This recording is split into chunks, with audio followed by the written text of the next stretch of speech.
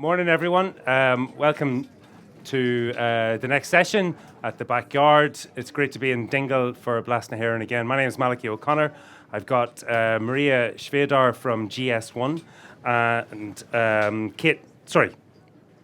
Maria Shvedar and Kate Dempsey from Kinsale Meadery. I was doubting myself for a minute there. And we're here to talk about the wonderful topic of barcodes. And I can assure you, this is far more interesting than you think. So you may be here sheltering from a storm, but you're going to walk away completely blown away. And I guarantee you this now, and I'm not saying it tongue-in-cheek. Maria attended one of my private label supplier group meetings last year on the recommendation of one of my international private label consultant colleagues, and said this is a really interesting topic and folks in the industry need to know about it. So I'm actually really enthusiastic about this. Maria, give us a quick introduction. So I'm Maria from looking after the retail sector in GS1 Ireland. I've been with the organisation. I had a little gap in the middle, but I've been there since 2000. So like Malachy, there's a lot more interest in barcodes and data standards than anybody might think. So it's a really interesting organisation, and hopefully today I'll get to share a little bit with you about simply what barcodes and data standards and all the information that goes with your product. Really excite you about that and show you what's coming down the line in the next couple of years. Okay, thanks for that, Maria. And Kate, give us a quick introduction. I'm Kate Dempsey. I run with my other half. We do Kinsale Mead down in Kinsale, which is a honey wine. And obviously, when we started up, we had to learn all about barcodes, and they are super techy, and really, that's right up my street. So. My background is in retail. I've been a buyer for lots of different retailers over the years, and I'm freelance now. But the whole thing about barcodes was, first of all, will it scan? Yep. So it has to be big enough. And from an Aldi point of view, when I worked there, was there enough of them? Because you plastered it in barcodes to make sure it scans first time. And then is the price connected to the barcode? And that's the kind of the back office stuff. But it was really just the price. So you had 15 lines or 20-something lines, 15 digits, and it was just the price that was in there. And basically what we're talking about now is an evolution from barcodes that could do one thing into new technology. What we're we're kind of branding it as QR for more, because it does so much more, and depending on who you are, the kind of product you have, that more can be something quite different. And that more is a QR code now, as opposed to the lines. Yeah. Exactly. Yeah. So what we're going to see over the next... So globally, I suppose, if you look at the old EAN 13 that most of your products would have, that's been around for over 50 years. And as Malachy has said, back in the days in the 1980s when the supermarkets were bringing in checkout scanning, everybody had to start putting QR codes on their products for the checkout so that we could get rid of all the old price sticker labels that used to be. For anybody younger than us mightn't remember that. But actually, the sticker guns. There was the ability for retailers to not even do that. Yeah. When Aldi landed in Ireland in 1999, they didn't scan at the till. Oh, wow. The people working at the till memorised the prices. Wow. If you go into a charity shop now, all of the stuff that gets sold, none of that scans. Yeah. So there's still the ability to trade without it. But exactly. So the old EAN, it does one, I suppose, really important thing at the checkout, and it looks up the product in the retailer system, brings you down a price description to print on the till receipt, and brings down the price. And that's really all it does. So there's a little bit of stock management, and for retailers to be able to see how many units they've sold. But there's so many changes coming out there, whether it's regulations, changing consumer behaviour, sustainability requirements, and really globally, industry has recognised that lovely old barcode, 50 years that's been there, isn't really fit for purpose for the needs of the future. And so what we're looking at is globally a shift. Now, it's a gradual transition, so there's no kind of hard end date that everything's going to be turned off or switched off. Over the next few years, we're going to see this transition from the EAN code to a particular QR code. Now, it is a standard QR code, but what GS1 as a global standards body is, we have standardized the URL or the structure that's actually in that QR code, because it's going to need to do so many things. So yes, it will scan at the checkout. So the QR code will go through the checkout the same way. They'll pick out the barcode number and look up the price and the description.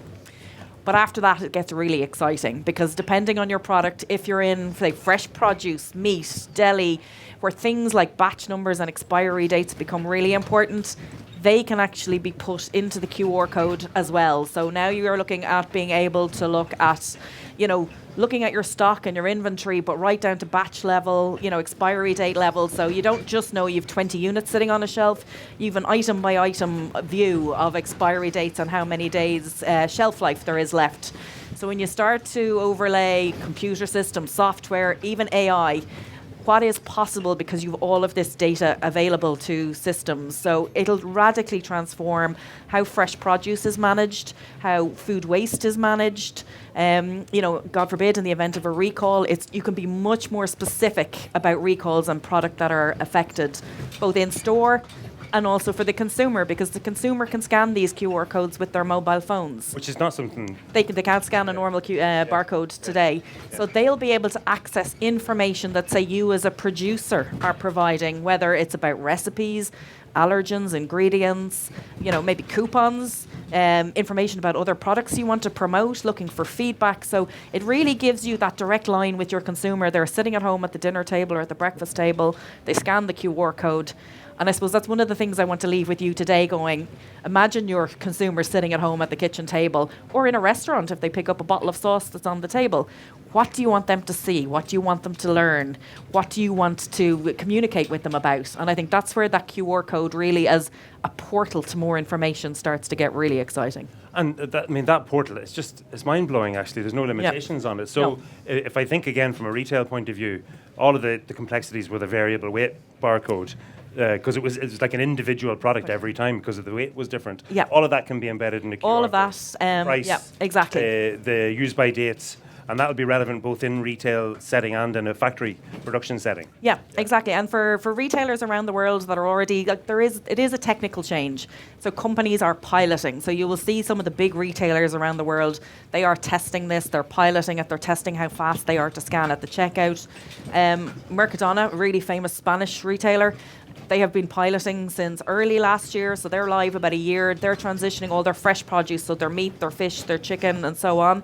They've actually already, for their own brand products, they've already replaced the EAN codes with the QR codes. And they have seen examples where if they wanted to do the yellow stickers, the markdowns for short shelf life that they want to discount, it used to take them over a minute to change the price on each pack. It's down to about 10 seconds now because they can just scan the new QR code, they got the product reference, they have the price, they have the weight. So it just takes them a second to put in the discount and put the new sticker on. So there's massive savings for retailers just in terms of human labour as well. Millions per year for an individual retailer. Yeah, just exactly. On the labour cost. Yeah, exactly. Yeah, okay. So that's given us a flavour of this evolution from old barcodes to new QR codes. Tell us about kind of phasing out the old ones and phasing in the new ones. Is there like a drop dead date or anything that we need to panic about? No, there's no drop dead date. What globally retailers really have committed to trying to do is get ready. So there's a big change for checkouts basically. So depending on the hardware and the software in a store, this is not just the big multiples. It's anybody who has an independent store is part of a symbol group, an independent store, so specialty food stores.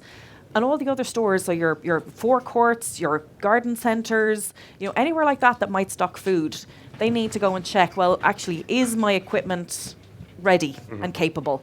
A lot of the new equipment it's just that those features might be turned off.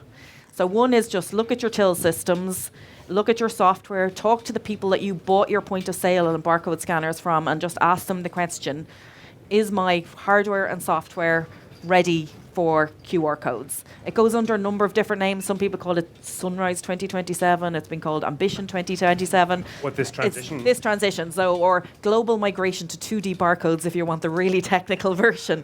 So, yeah, just ask your providers, is my hardware and software ready to scan and process all this extra information that's going to come? So that's the first step. Okay. Over the next few years, then we're looking at actually the products migrating. So getting the QR code on pack. So this is not something that happens overnight. People might pre-print packaging. You might have packaging or labels that you order every 6 months or a year. So you have to consider, well, when is the right time for me to put a QR code? So in Kate's example, she was reprinting her labels there 2 years ago. So she put the QR code on. So she was kind of future-proofing her packaging for this next phase. So for anybody launching a new product, that's a perfect time to put the QR code on. If you have other products that are looking at packaging refresh, then that's the perfect time. So just look at your own timelines over the next year to 2 years and see when's right for you. And you don't have to do QR everything code. at once. You don't have to do everything at once. As you go to reprint, yeah? Exactly. And for, I suppose, at a very basic level, you're just replacing like with like. So you might put the QR code just with the barcode number. So you're just literally swapping product identification. Depending on your product category, as I've said, if you're in fresh produce and things like that, meat and salads and things like that, if you're printing live on a production line, that's obviously a little bit more technical. So you need to look and see, is the equipment on your production line capable of printing the new QR codes? Again, if it's relatively new, it probably will. But again, you need to go back and talk to the providers of that equipment on your production line to see if it's ready. And then from a quality control point of view, if you have any vision systems and things like that that do checks as part of your packaging and production process, you need to check that they're capable of scanning and processing those QR codes as well as part of quality control. Oh, okay. So we know about the evolution. We know about the things you need to do to think about in the transition. But if I'm maybe an artisan producer and I'm spinning so many plates, like I'm the CEO, I'm production manager, logistics manager, sales manager, and this is one more thing that I have zero bandwidth to even think about. Can I ignore it, or is there a compliance issue here? No, you have to? there are a lot of regulations coming down at the moment. So there's a couple of categories that are going to be impacted. So EU deforestation regulation is going to require a thing called a digital product passport, which is basically a profile of this product, and the QR code is one way of accessing that information. But that is very limited in the categories it applies to. So cocoa and coffee, so anything with chocolate, coffee, cattle. And after that, they're non-food, like, there's soy, timber, rubber, and there's industrial batteries. But so it's limited now, though. But it's very there could be limited another now. category added on in a year's time. And then you'll have a retail chain where you can't even go and sell to Centra because you don't have the QR code, because you can't tick that box around. And say, yeah, so it's very sustainability or something. exactly. So it's very limited categories now. The other regulation a lot of people will have had is called or heard of as ESP, or the Eco Design for Sustainable Products. Again, it's looking at clothing, textiles. Again, non-food, feed, and medicines are specifically excluded at the moment. So a lot of what industry knows is, while it mightn't be mandatory today, it's only a matter of time. And I suppose the recommendation is to industry is put the time in now to get prepared. Yeah. This isn't something you can do really quickly. There's time to look at, what data do I need? Where am I going to store it? What format is it going to be in? How am I going to share it with people? So to take that time now to sort of get your house in order from a data perspective before it becomes a mandatory requirement. I suppose it's important also not to make it bigger than it actually is.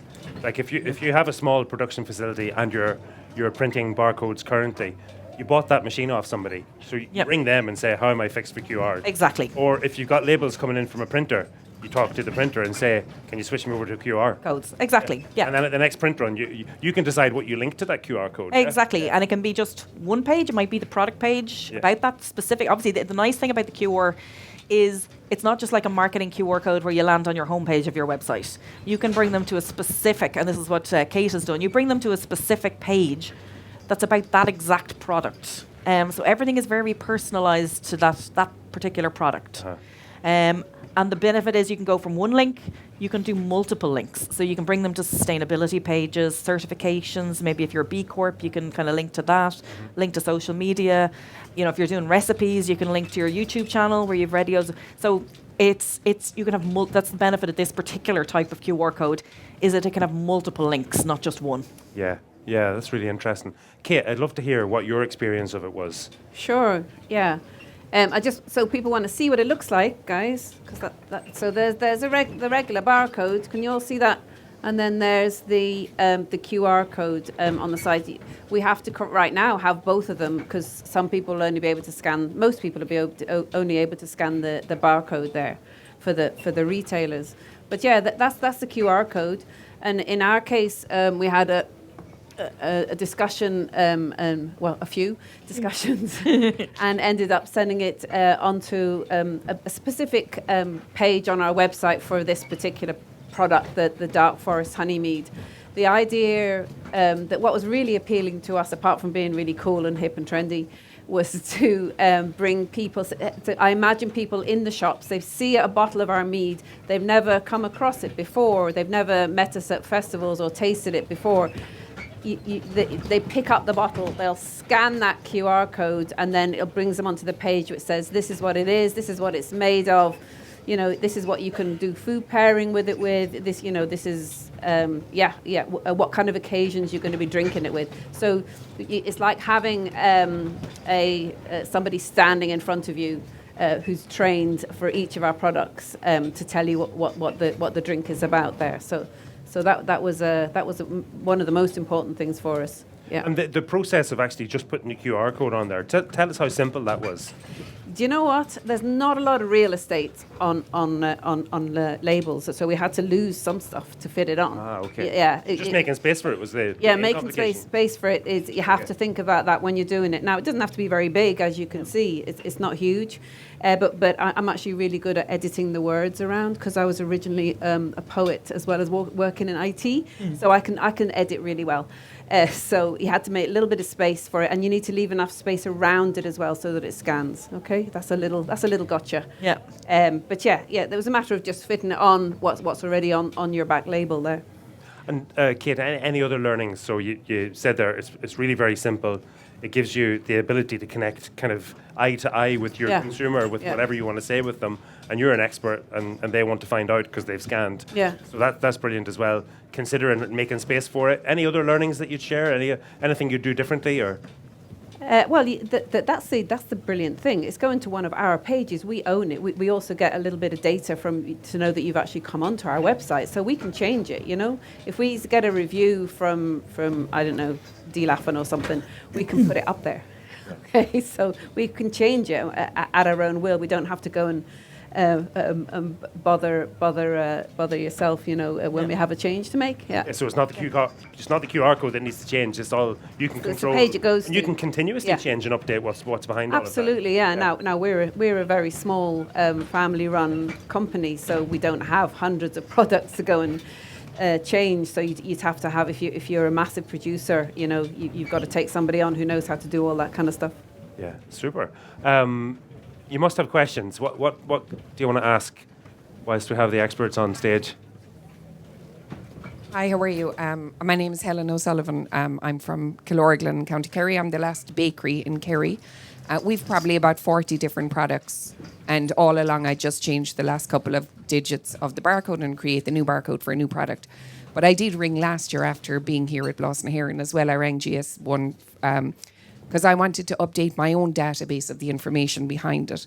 But because like people could use the Yucca app and they could get some information. I was saying I'd like to be in charge of that information. So obviously in the last 12 months there's been a huge amount of change because at the time, we'll say I didn't have the link or something to the database is what I was told. So obviously it's changed in the last 12 months, or is it?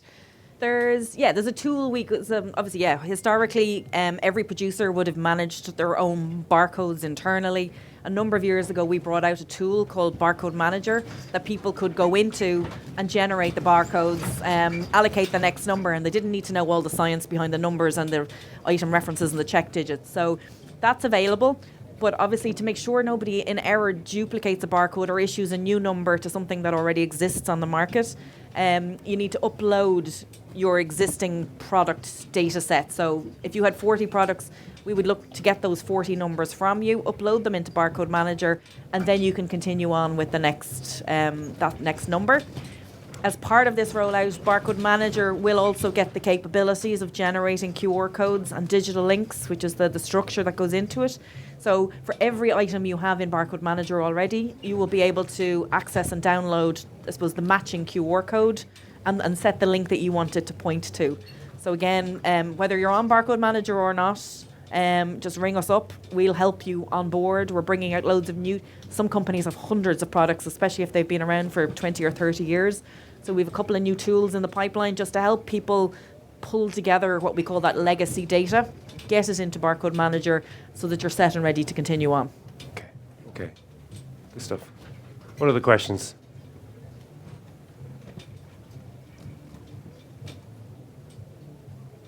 Hi, this is Isabel here from on the Pixpack. Kate, I just have a quick question for you regarding your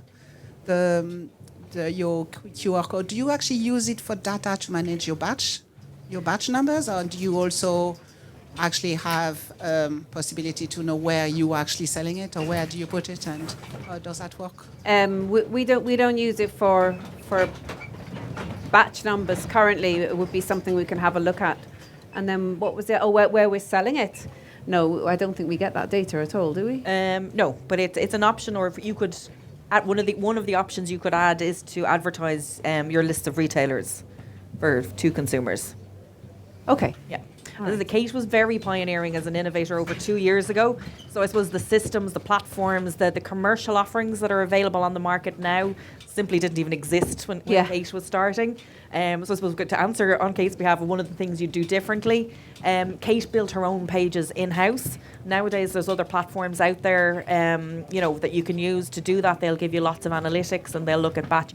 So there's an awful lot available on the market now, even just beyond what GS1 offers in terms of solutions. So, if you were a big brand and you have a marketing team, your approach to using the QR code might be very different to how an artisan might approach it. Yeah, so you still have control over your own data. You do, And what, yes. Exactly. That's the big win for as far as we're concerned. Yeah. And as Kate showed on the label, like the new QR codes, they're tiny compared to the EAN codes. So once the transition period is over, you're getting an awful lot more benefit out of a much tinier code. So it really frees up space on labels, because if you look at all the, between deposit return scheme icons that have to be put on, there are going to be health icons on some alcohol products. If you want to put multi-languages on, like there's huge pressure on labels. Mm-hmm. So if there's anything you can take off the label and put it into a digitally accessible format, that's a win for producers and for consumers. Okay. Hi everybody, Adam Baker from Boardbia. Just very quick point, just to clarify this for my own information. Are QR codes is the ambition that they will replace barcodes at some point, or are they supplementing them? The ambition is that they will replace them in time. But we do, I suppose, acknowledge everybody's timeline is very different from a producer in terms of, changing packaging, that all of that needs to wash through. So it could be 5 to 10 years from now, realistically, before the majority of EAN codes are gone off packaging. And some products may never change if there's no, need or use case. If they don't see a value in it, there's no obligation to change. Yeah. Well, if you think about the barcode technology as well, 60 years old or? Yeah, 50 plus, yeah. Okay, so early you've 70s. got old technology, which some retailers were only implementing in the early 2000s, and charity shops still haven't. So it could, 5 or 10 years. At least, yeah. Okay. Any other questions?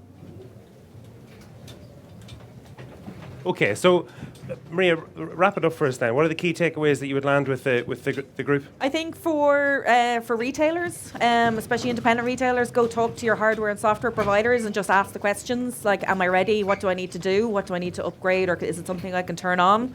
For producers, go back and look and see, is this something that interests me? Is there a benefit for me in terms of consumer engagement or regulatory compliance? And look at your range of products, your timelines in terms of labels and printing, and just say, right, over what period of time am I going to transition in this QR code?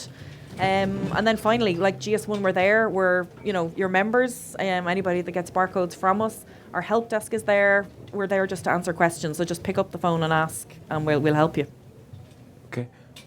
Yeah. One last thing. I went to look at the data, and I found that anybody who had scanned the QR code, I don't know whether they were in the shop or whether they'd gone home already, they actually spent quite a long time on the website afterwards, and that is definitely a win.